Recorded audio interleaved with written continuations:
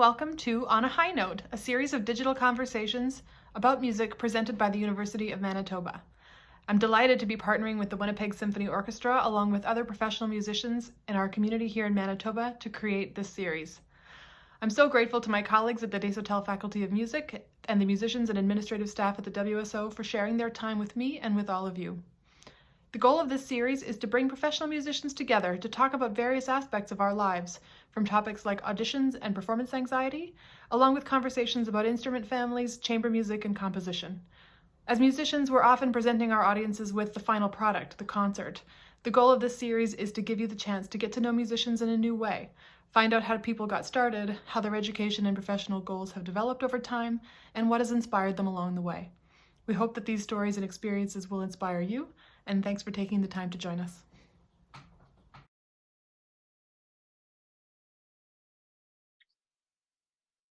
All right, good afternoon, everyone, and welcome to all of our viewers to another installation of On a High Note.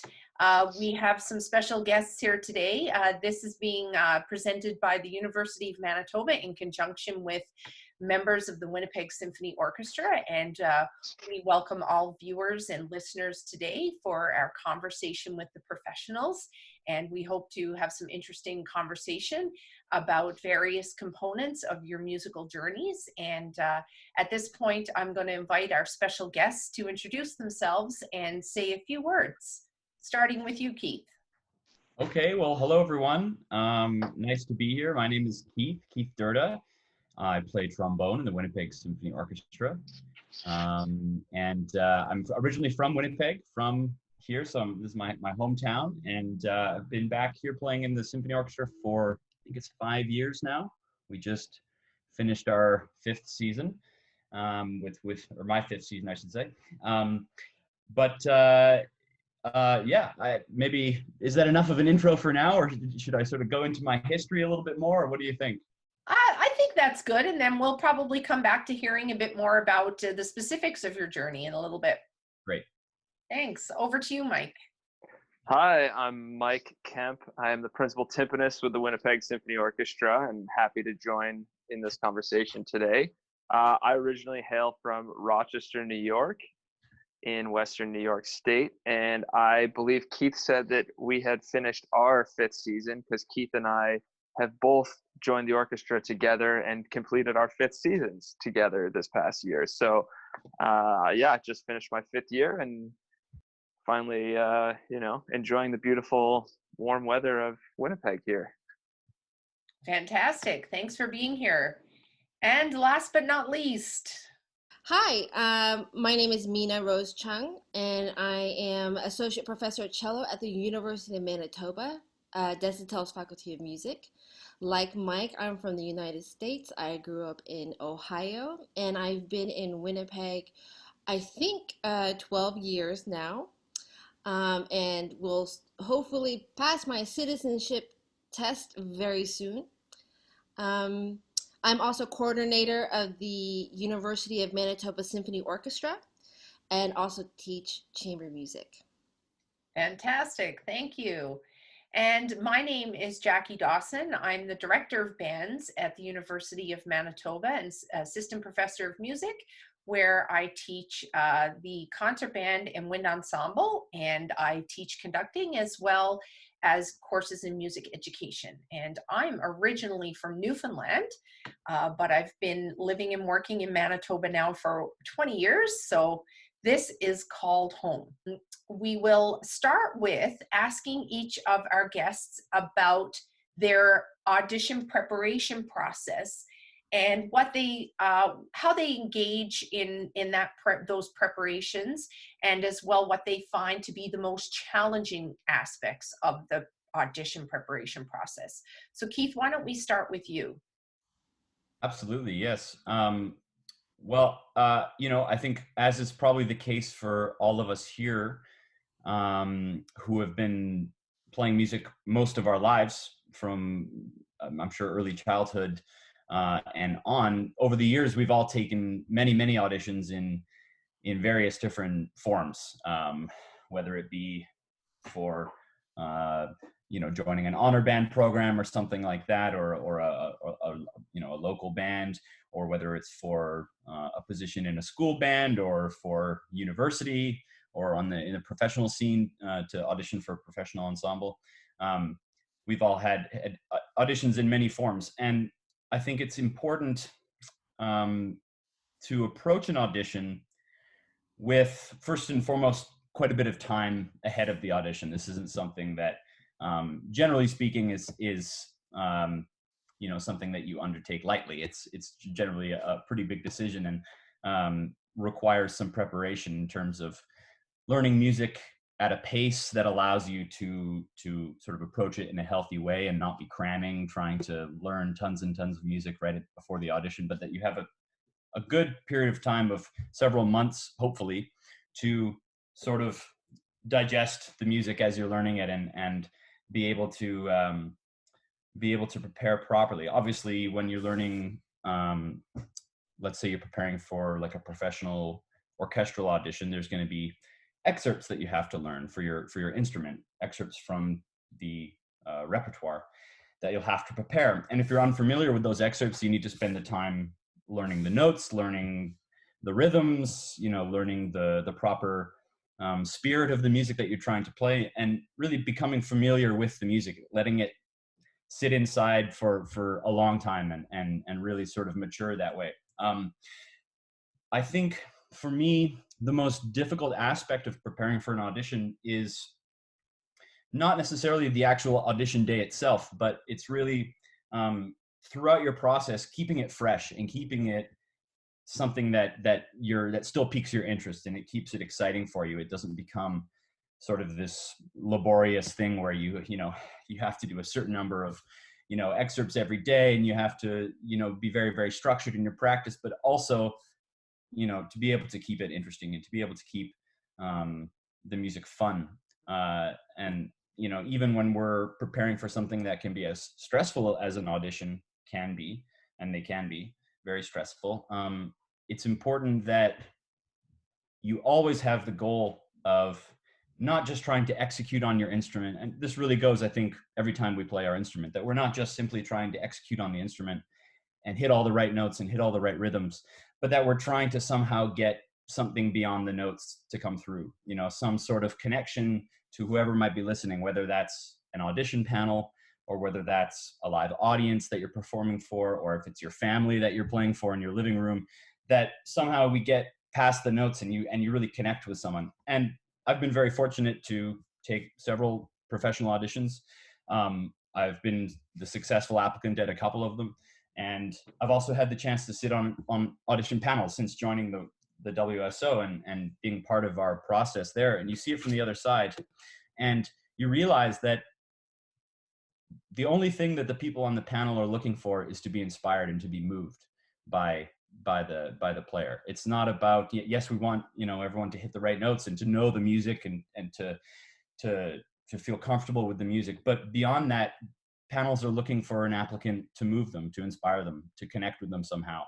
And I think that's really important to keep in mind, that you have to go beyond the notes. And even when you're practicing, let's say for a trombone player, it would be the Ride of the Valkyries excerpt, something that we, every serious trombone player will become accustomed is playing this excerpt. And for many of us, we're practicing it for years on end, constantly refining how we play that excerpt.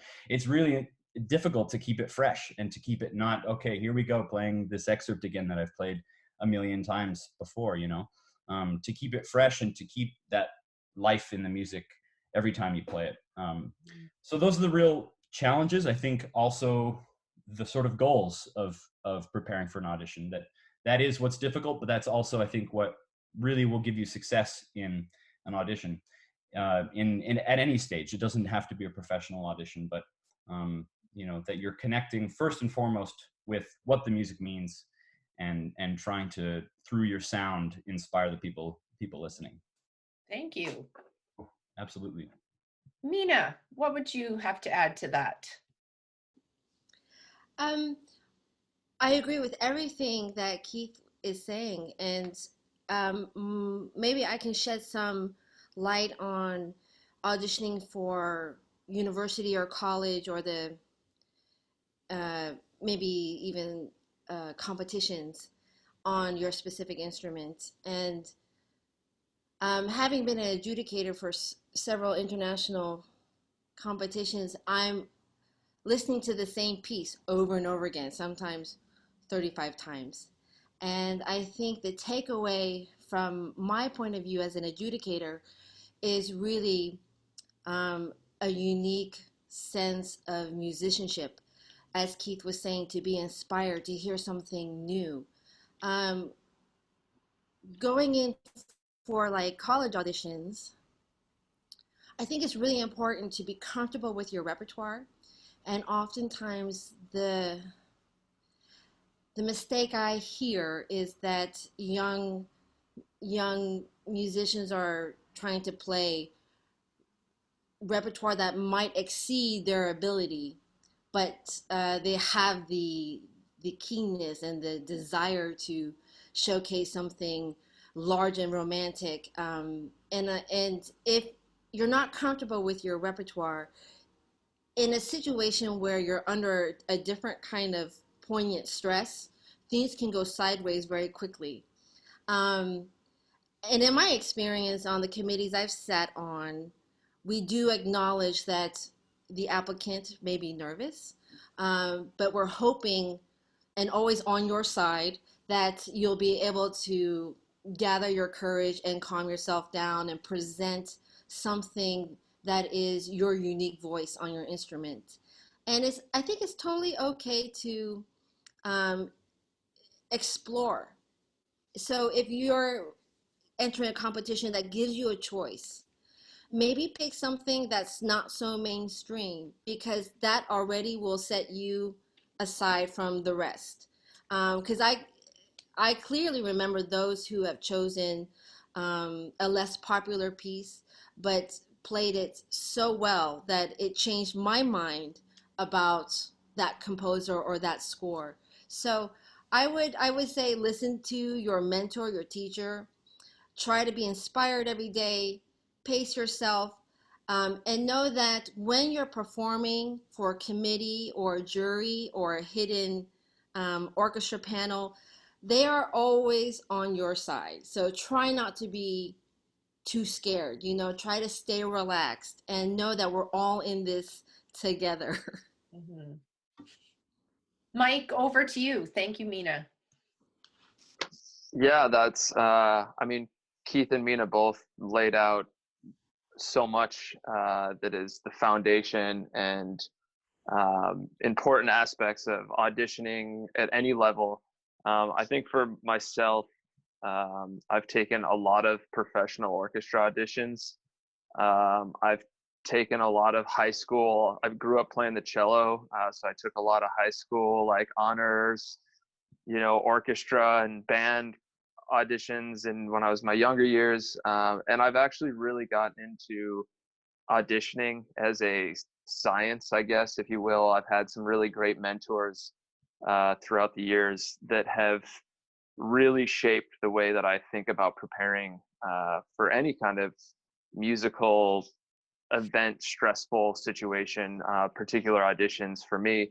And then I've kind of taken on that recently, actually, with the time to be at home and expanded a bit more of my personal ideas. So this is perfect topic for me.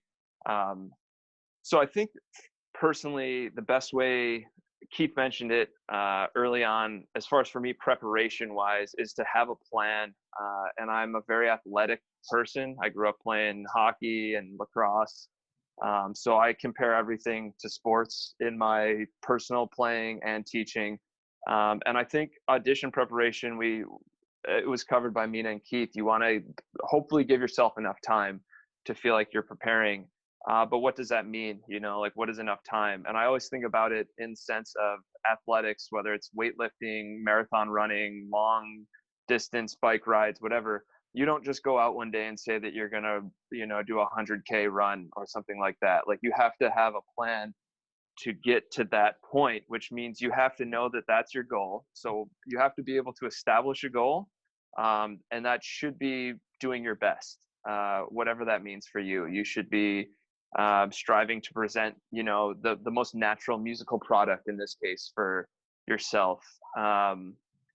And that's your goal. And then you have to go back from there. And it's important to kind of be more in touch with it's harder when you're younger. I will openly admit that, as Minna mentioned, you hear in younger auditions and college auditions, it's easy to see the flash on YouTube or something of someone playing a piece that you think is awesome and you decide to take it on. And maybe you don't play the violin like James Ennis when you're 14. Who knows, So I think it's important to know where you're at in the journey. And that's kind of goes to Minna's point of having a really good mentor or teacher along the way to rely on. So having a good awareness of the work that you need to personally put in to get to the point of performing your best on this particular piece or repertoire, and kind of just planning within that. So I have different, my main teacher, who's now the principal timpanist in the San Francisco Symphony, was very diligent about laying out audition preparation like you would training for a marathon. So you have your different levels of build up, you have your peak endurance phase, you have your taper phase, and then you have your execution phase. And there's a lot of sports psychology behind it. I was fortunate enough to work with a sports psychologist when I was getting my master's in Cleveland. And that's kind of what got me on this journey. So I think, when you're younger and you're taking an honor band audition, there is that element of, there's like this perfect balance of deer in the headlights, because you don't really know what you're getting yourself into, but this beautiful cockiness because you also don't know what you're getting yourself into. So you can just kind of put something out there and not be afraid of doing that. And it's one of those, with great power comes great responsibility. And that's where you have to have, people around you that can kind of help guide the decisions you make with that. But when you're younger, it's just knowing that there's going to be work that needs to be done, and being able to establish where it is you want to be and how to get there. Keith and Minna both brought up of you want to be able to keep the joy and the passion in it. I like, coming from a timpani standpoint, it's really hard to keep, you have to work hard to keep playing four notes exciting sometimes when you're practicing for hours a day. But it's important to just not lose sight of music as a whole, right? Anytime you're doing anything with an instrument, I always laugh about auditions, because the idea of, Keith and I have actually had this conversation several times. Keith and I lived together for a year, so this is we have a special bond. We've had several conversations about stuff, but the aspect of auditioning for music and beating someone at music is such an interesting, psychology way to look at things. It's like music's personal. So what I put out on my instrument might mean a lot to me. And so if I'm going to go and it's all so subjective, and you just have to really be true, I think, as Keith and Minna have said, to what it is you believe in, but put the work in, right? You can't just say that I believe that I'm going to be awesome on the, the viola, and then just will myself to being really great at the viola. I have to put some work in. So I probably was scattered in that, but that's a bit of my approach. Nice. Thank you.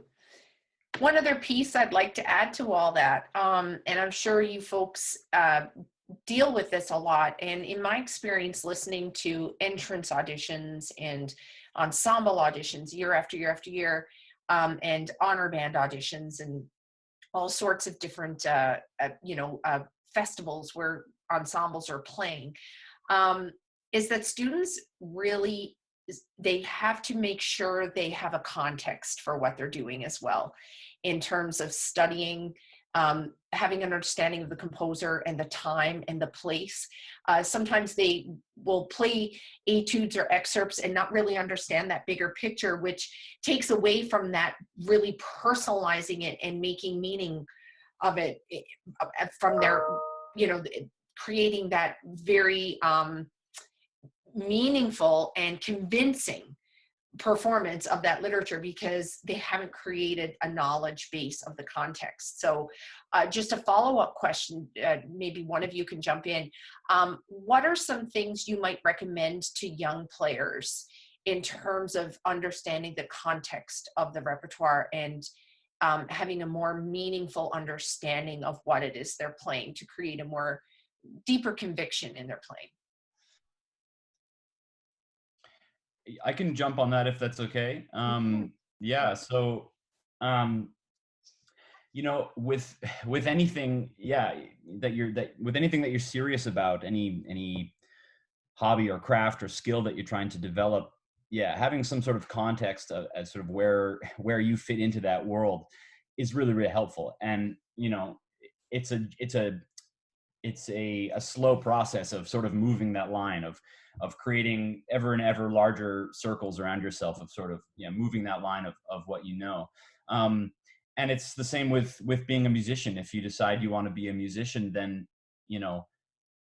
the world of music is unto itself infinite, right? And it's just as a painter would need to explore the whole world and art form of painting, so does a musician need to sort of have a context. And I think it's easy to start with what you're doing right in front of you. So for me, a trombone player, especially at a young age, it was so important for me to find which recording trombone players that I liked, and which players had the sound and the expression that sort of spoke to me, and to sort of follow that thread a little bit, but to always be sort of pushing that line as you get older and as you mature as a musician, to always say, okay, I'm going to try to move it a bit further. So often I feel like, and maybe you guys have the same feeling, but I listen to music all the time. I always have music going. And so frequently I find myself just listening to music that I already know very, very well. And I go, oh man, I wish I could, learn of a band that I haven't learned of before, or a player that I haven't learned of before. And when that happens, it's like all of a sudden this whole other door opens up and you can head in this direction. So I'm always trying to expand my world in that way. Now I probably listen more seldomly to let's say solo trombonists playing solo trombone classical repertoire, because I've spent just so much time absorbing that that part of the world, of the music world. But and I still enjoy listening to that, and I still do, but I've tried to cast my net a little bit wider now as I sort of get older. But I listen to all genres of music, and I'm passionate about not just classical orchestral music. I'm very passionate about that music, but also very passionate about my consuming of jazz music, and I love funk music, and there's so many different genres of music that you can sort of open yourself up to. But it's really, I think, at the core of it, a curiosity of saying that as a musician, this is going to be a never-ending journey of always trying to broaden my scope. When I'm 60 and 70 years old, I hope I'll still be doing the same thing, still learning, because there's always something that you can learn, and there's always something that you can glean from hearing something in a way, or that you haven't heard it before, or something completely new. So it's always about having that curiosity to keep seeking and to keep. And I'm sure what you've all experienced, and hopefully our younger musicians listening will experience, is that they will audition on the same repertoire multiple times potentially in a career, and every experience with that repertoire gleans a whole new outcome and a whole new part of their evolution. And every time they come back to that etude, it's a different experience. So I'm sure it's every time they enter into that new process with that music, there's so much to be learned, and hopefully we can help nurturing their curiosity about it. It never gets old. Sure, yeah. I'm going to move on. Oh, go ahead, Keith. Can I add to that? Yeah, I think especially with, with this type of music, of like orchestral music or sort of classical music or concert band music that that you play many times over the years, and you become very familiar with that music. Yeah, it's really important to, I think, allow the music to also evolve with you, so that you don't, it happens very frequently with students or with even myself. If I go to play, let's say I'll off the shelf grab a piece of solo trombone repertoire that I learned when I was 16, and I'll put it up on the stand, and all of a sudden I have all of these playing habits that I had when I was 16 that I've spent time working through, because all of a sudden, I mean, memory and musical memory is very, very strong. So it sort of brings me back. So it's important to also be able to approach that piece that you might know very well with a fresh set of eyes and with a Yeah. new experience, and say, no, but I want, okay, I know the music, but I want it to go this way now instead of back this way. Mhm. Absolutely. Um, Many of our listeners, I'm sure, are in the process of cultivating a discipline around practice and learning what it is to practice and how to stay on this more regimented routine of setting goals.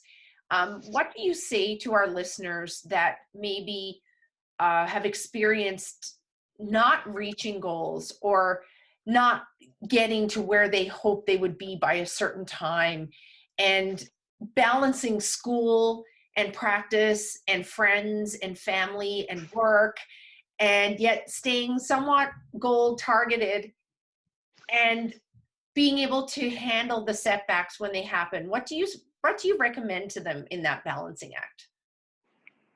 I can jump in right off the hop here.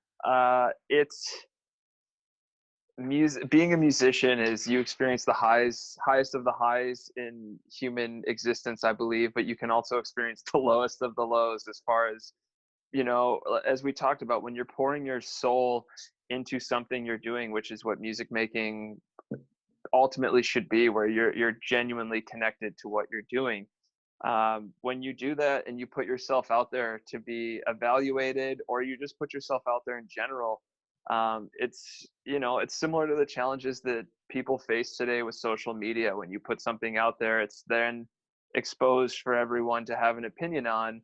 And well, it's one thing to just kind of type something on the computer. There's something when you're actually really genuinely putting out a piece of you artistically, that when you don't reach a goal, or you don't, you're not the winner of the competition or the audition or whatever it is, it's personal, and it hurts a lot. And so it's so important to one, keep that in mind. If you love music, you're not focused so much on the short-term goals of whatever. You need to have short-term goals for growth, absolutely. But it's important to remember that you love what you're doing, and if that's if that's true, if that passion is true within you, little setbacks, they're bumps in the road. Yeah, they're uncomfortable. They might cause a little hesitation about wanting to move forward with the same level of passion or aggressiveness, sorry. But it's healthy. It's growth. I think as human beings, we all face setbacks. Not making the team. I'll keep my sports analogies going. You get cut from the travel team, or you get cut from whatever, and that stinks. That doesn't mean that you're not talented. It just means that you weren't the right fit, or you have something that you need to keep working on in order to be there. I mean, I there's stories of hockey players, to keep this relevant still, that don't really they made it to the NHL, and they weren't really necessarily playing high level major junior hockey when they were the same age as maybe their friends that were going and doing that, but they ended up at the same place. It's just a different journey. And I do think that's extremely important to keep in mind. I mean, just in general in life, but music especially, just because it is such it's a roller coaster ride of highs and lows. I mean, for me personally, I'll give a short backstory here, if I'm allowed to hog the microphone for a second. But I started out I wanted to play cello. I wanted to be a cello performance major until my third year of high school. So it's 11th grade in the States. I had an experience with an orchestra, heard the Philadelphia Orchestra play Mahler 1, wanted to play timpani. I had been playing percussion all along, but I wanted to play timpani. Well, I didn't really practice either one at a level that was necessary to be a performance major, and I liked coaching hockey. So I was like, I'm going to be a band director where I can be, my dream job was to be like the high school band director and then the varsity hockey coach. That was, 17-year-old Mike Kemp's dream career right there. And so I went to university as a music education major with that in mind. But after my first year at university, my mom is a professional musician and jokes that I got struck by some kind of like orchestral genius thing, because I decided that I wanted to play timpani and commit to practicing 4 drums that are sitting behind me for like 8 hours a day for the rest of my life. And it just happened like that. Like I just had a moment where I was like, I want to practice. Like I never wanted to practice before. And I finally hit a moment where I was like, I want to get really good at this thing. And it just happened out of the blue. And then, as kind of Keith was saying, you want to check out some different music, your path just goes completely in a different direction than where it was even 3 years ago. So that's the kind of, in a nutshell, that you have to just continue to be true to yourself and try and listen to what's meaningful and pursue those things, because you never know where it's going to end up. And you just kind of have to believe, if you do hard work and you're true to yourself and the people around you, you're going to end up ultimately where you're supposed to be. I truly believe in that. So yeah, I'll get off my soapbox here. I want to say I really like what Mike had said, I think a little bit earlier too, and he sort of tied it in there, which was that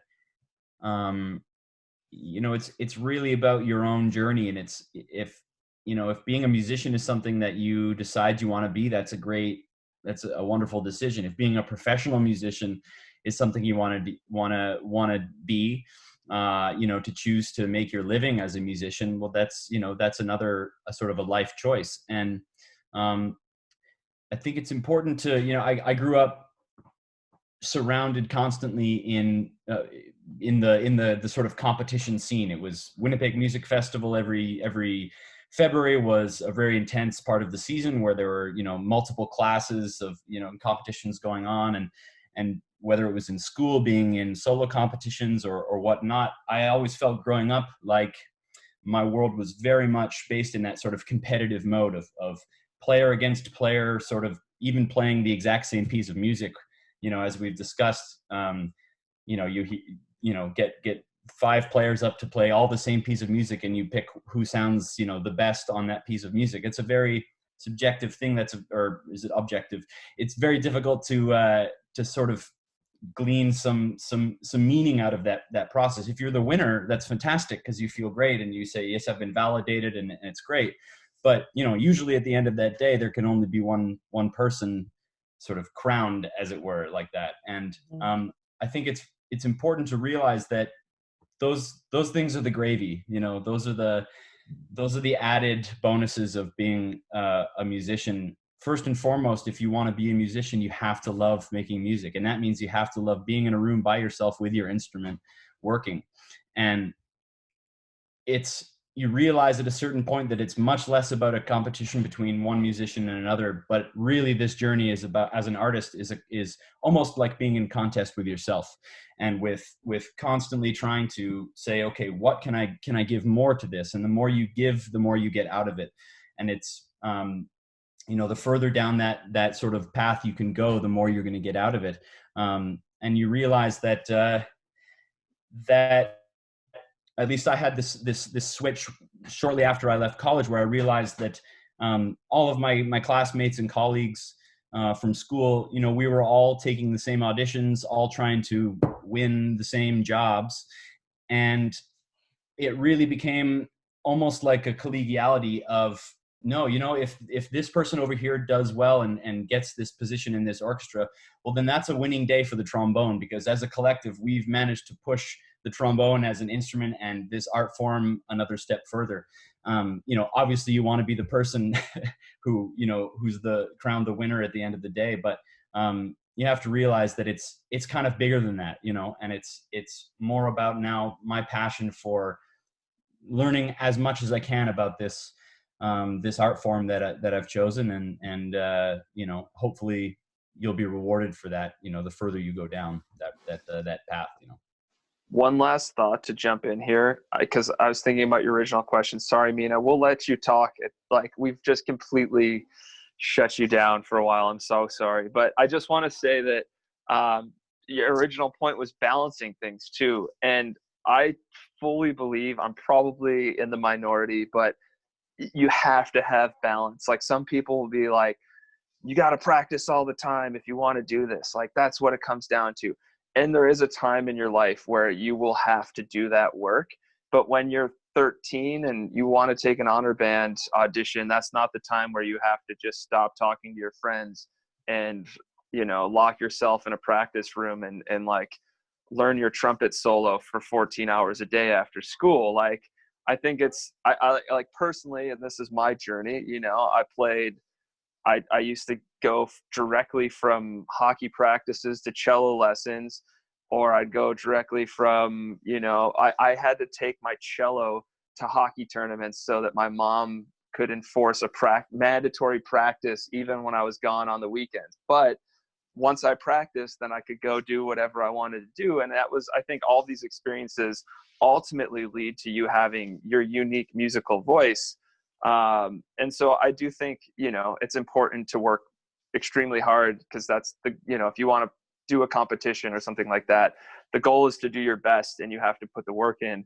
But I think it's also important to keep like a healthy, work hard, play hard is what I live by. So sometimes I play a little too hard maybe, but I work really hard too. So, got to have balance. Absolutely. That's great advice.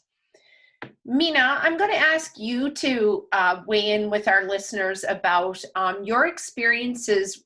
You work often at training institutes and summer camps with aspiring young musicians, and then, of course, are on the receiving end of hearing those auditions when many of them want to come into university.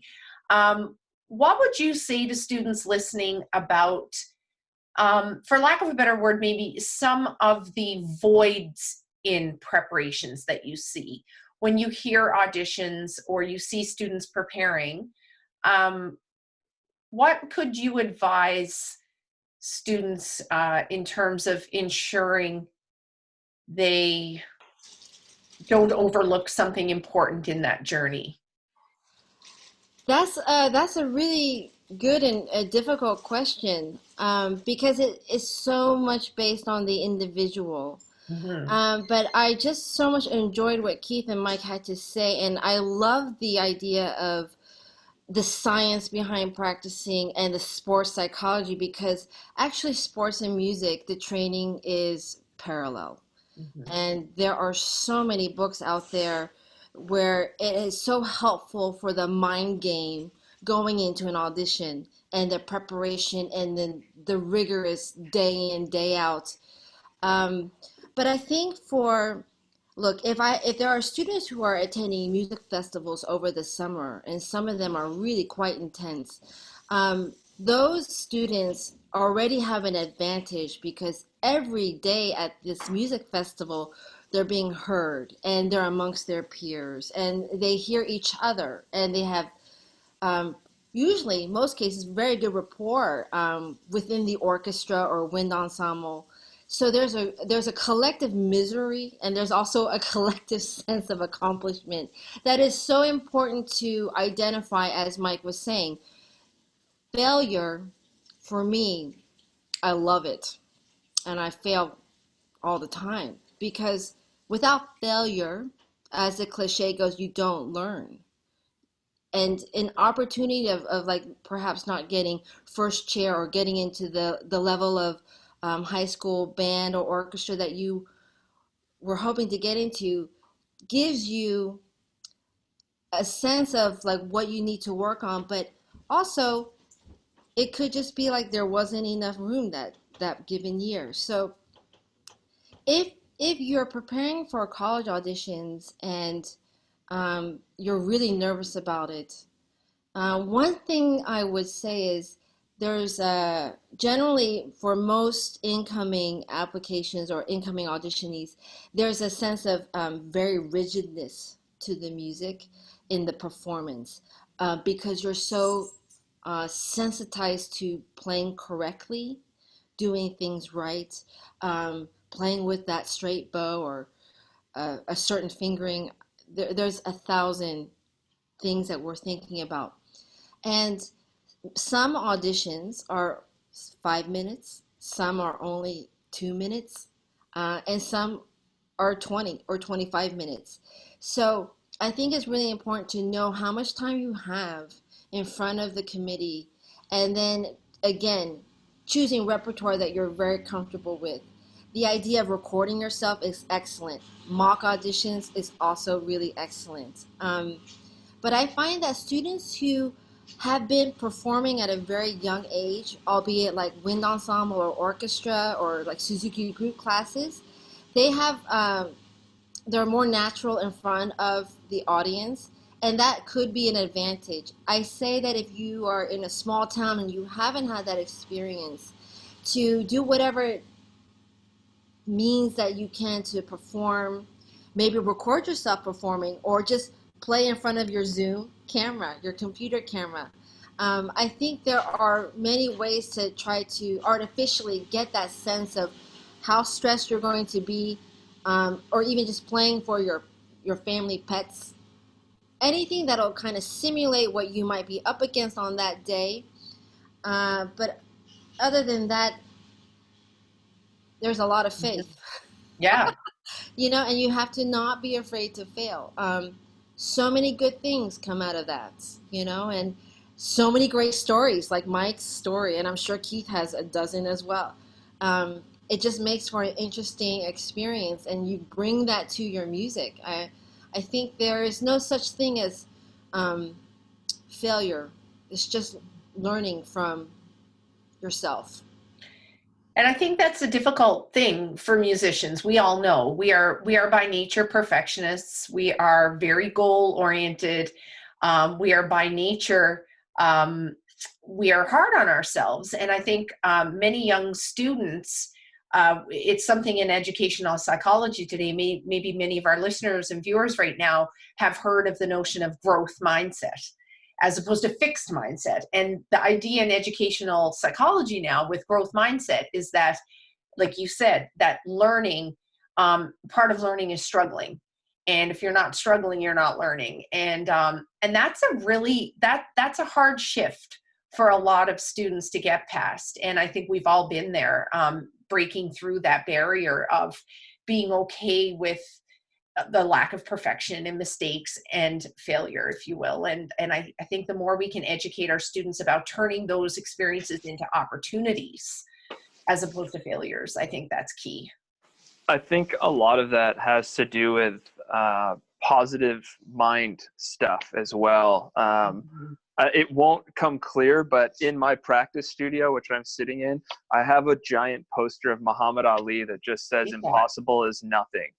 And I really believe that positive enforcement of, this is all stuff I learned through working with the sports psychologist, visualization. So being able to tap into, as a child, you have your imagination, right? I had tons of imaginary friends, and I went to every planet in the universe and all that kind of stuff. But being able to utilize that is, you get older and learn more skills. Like now I'm able to use that imagination aspect to, replicate a performance experience. Or so, for example, for me now, if I have an audition coming up, I find pictures online of what the concert hall looks like. I'll print them out so I can see them. And I basically try and create an experience that I can visualize myself when I'm practicing, or if I'm playing a mock audition or something like that, preparing, I can visualize myself in that space, playing in that space, so that when I'm actually in that space, that the shock and awe of being in a pressured situation, but also seeing this beautiful, many concert halls or recital halls or whatever performance venues are just beautiful visually to look at. So it can be very overstimulating sometimes to walk out onto a performance stage, even, to play a recital if you haven't been in that space before. And there's that kind of, again, deer in the headlights feeling where you're like, oh, now what do I do? And so the visualization of always kind of manifesting, visualization and manifestation are like the two biggest things. So telling yourself that just because something bad happened, it's just the learning, part of the learning process, and like being able to kind of like repetitively reinforce those things. When you're younger, it's hard. It's tough to deal with, growing pains of, being a kid, and then you get into university and you think you know everything, but you don't know anything, and then it just kind of progresses to where you're always in a state of flux, right? Like trying to learn more, but being confident in what you know and how to utilize that. And I think being able to use the brain and the mind to help kind of guide those paths and enforce positivity is essential to life, let alone a successful music endeavor, career, whatever you want it to be. Yeah, for sure. Thank you. I have 2 questions left for today. We have about 5 or 10 minutes left. Maybe we could hear from 1 or 2 of you. Would you have a most interesting or most memorable audition experience you'd like to share? I've got one I can share. I was very lucky when I was 21 years old to have an audition for Canadian Brass. And I ended up being successful in that audition, but it was an interesting experience in that we went out for dinner afterwards. The quintet, after the audition, we went out and had some dinner and drinks and just got to know each other a little bit. And I did manage to accidentally set myself on fire before leaving the restaurant by wearing a very, very fluffy winter jacket with a big hood, and it caught on a candle and it went up in flames. I had waitresses diving on me with wet towels, and anyway, it eventually worked into the show afterwards, saying that they'd said, "Oh, Keith, you're on fire," and I said, "Oh no, come on," and we sort of worked it like that. But it was that was an interesting story. Yeah. You were totally on fire. I guess we could also say that night you were totally lit. That's right. Right? Totally lit. Yeah. That is a good one. I've never heard of anyone catching on fire in a restaurant, let alone after an audition with Canadian Brass. I think it might be the only case of that with that group, at least. Yeah. Yeah. Anyone have anything else to share? It's probably pretty hard to top Keith being lit on fire. So, I mean, I've had interesting things happen, but nothing that comes close to, I'm very superstitious, tying it all into the sports stuff. So I have certain, just for my audition up here, there was a small little mint that came in a package that I believe for whatever reason was my lucky mint. So I kept this unopened, broken mint that was put in a package in my pocket for about 4 auditions in a row because I believed that it was the lucky mint. And I ended up offered a trial and winning this job. 2 days later, being in the finals and offered a trial for a smaller orchestra in the States. And then 3 days after that, being the runner-up for the Nashville Symphony principal timpani spot. And it was all because I had this mint in my pocket. I'm convinced of it and nothing else. So do you still have the mint? I do still have the mint. Yeah. I feel a little bit crazy. I feel a bit like a psychotic hoarder in a weird way, because I just have held on to this, but if it works, keep the mint. Exactly. Weird thing, but I love it. I think it's great. And I think, all joking aside, I think any little psychology bits like that just give someone this feeling of whether it be comfort or superstition or whatever you want to call it, if it works, it's like, you know, wearing the lucky socks or the lucky shoes, you know, Absolutely. it's fine. It's all good. Totally.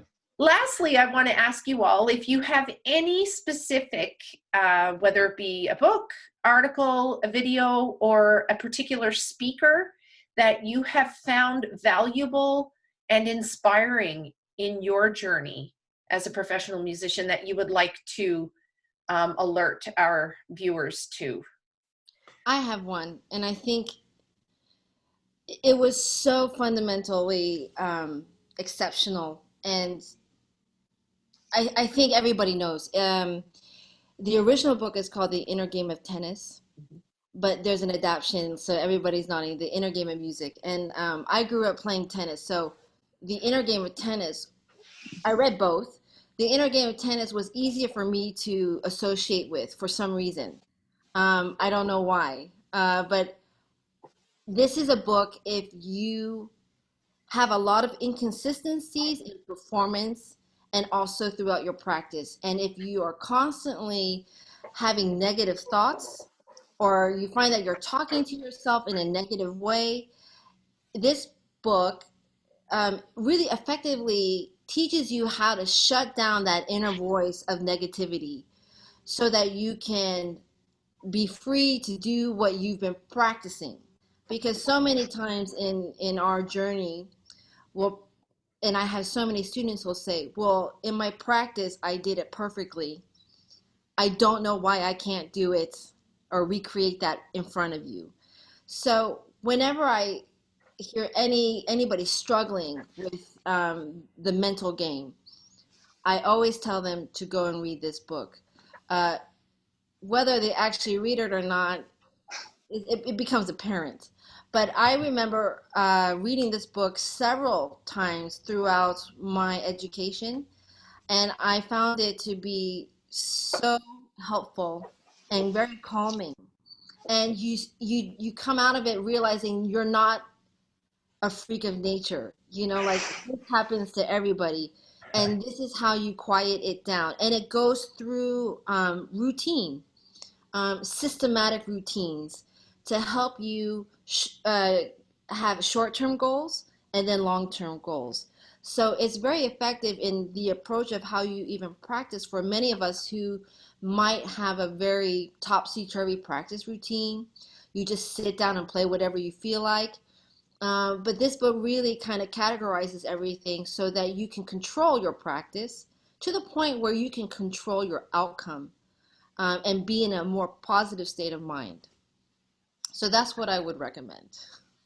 I also second what Minna says about The Inner Game of Tennis. It was actually the book that I was also going to recommend. So, and I've given it to many of my students for them to read. I think it should be handed out at the beginning of every music school year as like, this is your starting reading material, in my opinion. And I had read it when I was younger, and I reread it actually just a couple of years ago after I had started working in the Winnipeg Symphony Orchestra, and was by all means, successful as a trombone player. It really allowed me to sort of alter my approach a little bit, and it led me down a path that I'm very grateful to be on now, which is approaching. I find it's a very interesting thing when you're approaching playing an instrument, when you have musicality and you have technique, and I mean, the sports analogies are happening like crazy today. So maybe that's the sub theme of the talk today. But, in my opinion, technique is largely coordination. And when you can allow the body to get into the natural coordination of playing, you actually realize that the body already knows how to play the instrument. And there's very little that you have to develop in terms of the musculature of playing an instrument to actually make it work to your advantage. And it's really about getting out of your own way and allowing the natural musical intuition to guide your body, just as you would if you're swinging a tennis racket or a golf club or what it might be. But I agree with Minna that the book is written in the context of playing tennis, but every sentence you could literally take the word tennis out and put trombone in or violin or timpani or whatever it might be. and it's very, very analogous in that way. So that's a huge one for me. Also, I'm a consumer of podcasts. I love podcasts. I find it's a good way of keeping track on certain individuals that I like the material that they put out. I think that's a really cool medium. A podcast that I check out frequently is run by a guy out of LA called Rich Roll, who's also an athlete. He's an ultra endurance athlete and but author, and he curates this podcast which does talk about sports psychology, but also he has spiritual gurus and people from all walks of life on his show, all sort of with this common goal of trying to help people find their most authentic place that they can be for themselves, and how to really sort of channel that inner authenticity. And I think that's so important. So if anyone listens to podcasts, definitely check out the Rich Roll podcast. I love it. I know we're at the end here, but since we have 2 for Inner Game of Tennis, can I be like the non-Inner Game of Tennis book club member here? Great book, love it, but I'm going to pump a sports psychologist. Dr. Don Green is his name, and he wrote several books. He has worked with Olympic swimmers and divers. The one that's my favorite is called Performance Success: Performing Your Best Under Pressure. There's also another one called Fight Your Fears and Win, I believe. But he's an incredible sports psychologist who's worked with athletes a lot, but has recently, he was on faculty at the Colburn Conservatory in Los Angeles, where my wife attended. I believe he was at Juilliard for a while. So he's kind of now focused his attention to dealing with the musical sports psychology of auditions and performance anxieties. And these books, a lot of them have little kind of tests that you can take to help evaluate skill sets and whatnot. So Don Green, fantastic sports psychologist reference for kind of those that want to get seriously deep in the weeds of working on the brain. Mm. Thank you very much. Have any of you heard of, there's 2 others I'm going to just throw out there, Effortless Mastery by Kenny Warner. That's another great one. And The Art of Possibility by Benjamin Zander. Absolutely.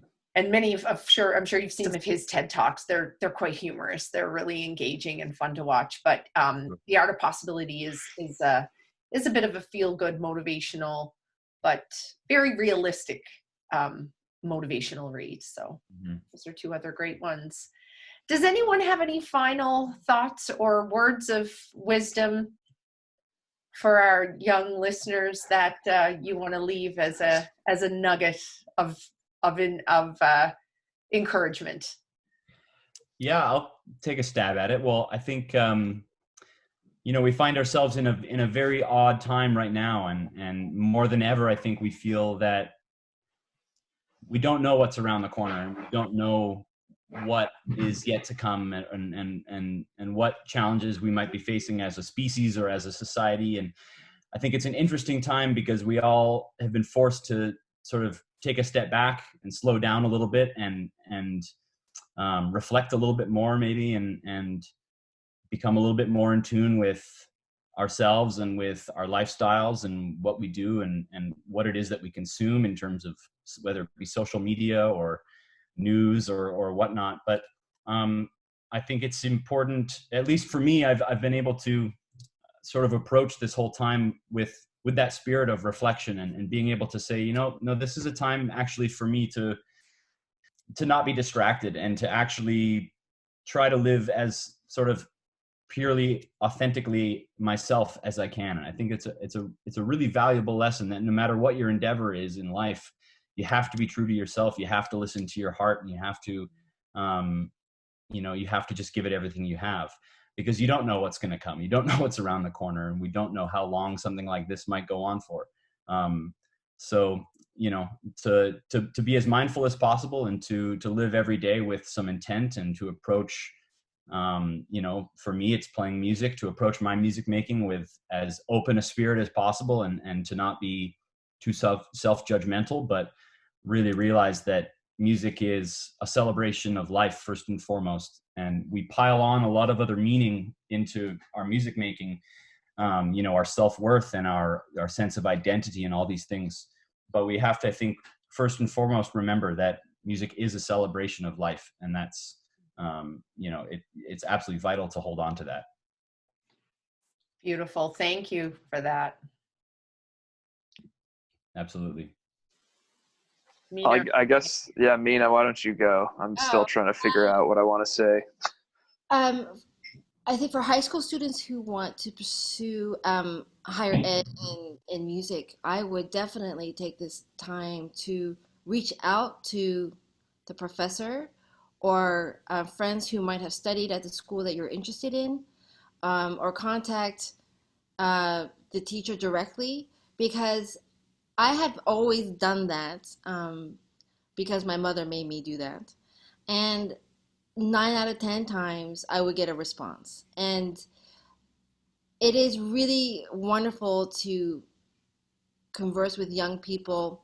And if the teacher you're interested does in fact reach out and respond, it's a great opportunity for them to get to know you a little bit and field any questions you might have about the upcoming audition or the program in the school.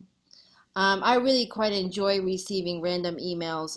Most of them happen like on other social media platforms, but it really is a great idea. And since most of us are still sheltering at home, there seems to be a lot more time to respond. So don't be shy. I would reach out. Absolutely. I second that. And final words of wisdom, Mr. Kemp. All right, I'll try and make this concise and meaningful here. Be true to yourself, whatever that means for you as an individual at any age. If that's pursuing music, great. If that's being a geologist, awesome. Be kind to yourself, but also those around you. Competition's great, but we don't need a world full of egotistical maniacs, because nothing gets solved there, and music is not the place for that. Let me think here. Keep an open mind. Anything's possible. If you dream it, you can achieve it. I'm trying to go with all of the set like sports slogans I can think of here, but they all, yeah, give 110%. Work hard, play hard. I think Your eye on the ball. Yeah, keep your stick on the ice. It's more, I think, if you're going to practice, hours of practice don't equal success. Smart practice equals success. So you don't have to be, even being at home, you don't have to be practicing 3 hours a day. But if you do 30 minutes of genuinely focused, thought out practice, that's going to be more than you're going to get than just kind of, dabbling here and there and not really getting anything accomplished. And I guess remember that it's a marathon and not a sprint, because I think that should tie us all nice and tightly with a bow on top. So yeah.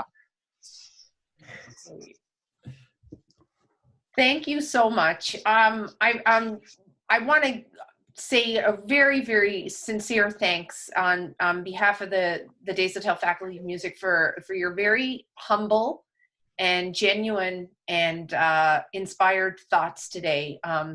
We're so fortunate here in Winnipeg to have such great musicians who do embody and model the values you were all so eloquently speaking about.